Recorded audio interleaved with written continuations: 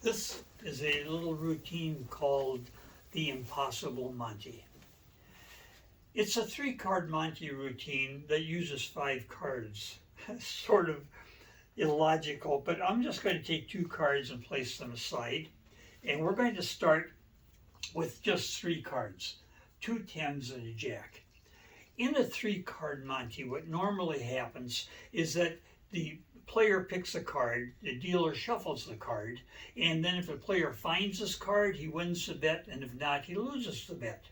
So this is the way a game went recently when I was doing this for an audience. I gave them the ability to bet on the cards. I showed them 2 10s and a jack.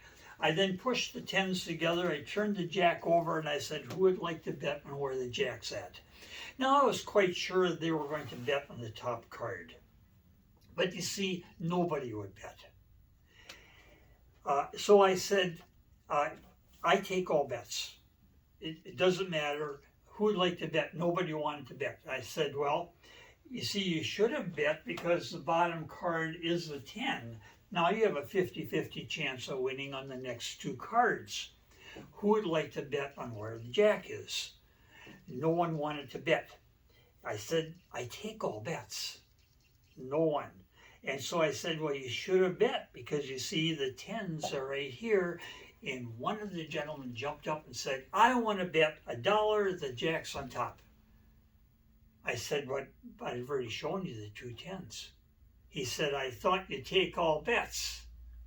So what could I do? He put down his dollar and I said, you lose. You see, we have a 10 here and we have a 10 here and we have a 10 here. But being the kind of guy that I am, I'm going to give you another chance. I picked up the next card, I turned it over, and now we had a jack and 3 10s. I took the jack and I put it upside down between the 10s. I closed the packet up, I buckled the cards, and now all 4 cards, 1, 2, 3, all 4 cards were face down.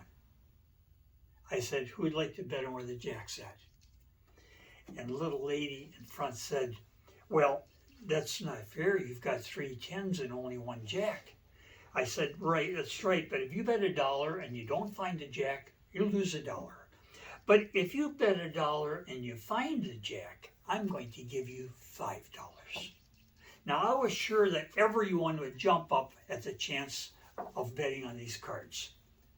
Nobody bet. Suddenly, the guy that just lost said, wait a minute, I'll bet. I said, how much would you like to bet? He said, $1, and I said, on which card? He said, on all 4 of them. I said, well, you can't bet $1 on all 4 cards when I'm paying out $5. Of course, here comes, I thought you take all bets. So what could I do? He put down his $4, and I said, you lose on the first card, and you lose on the second card, and you lose on the third card, and you lose on the 4th card. He's obviously not very happy. I said, but being the kind of guy that I am, I'm going to give you another chance. I turned over the jack, and now I had a jack and 4 10s. I said, let's push the 10s together and place the jack 2nd card from the bottom. Now, just to make sure that's what we have a 10 and a jack and 3 more 10s. I placed the cards down and I said, who would like to bet on where the jack's at? Nobody wanted to bet. Until the guy has lost twice, apparently hasn't lost enough times, decided that he would like to bet. I said, what would you like to bet?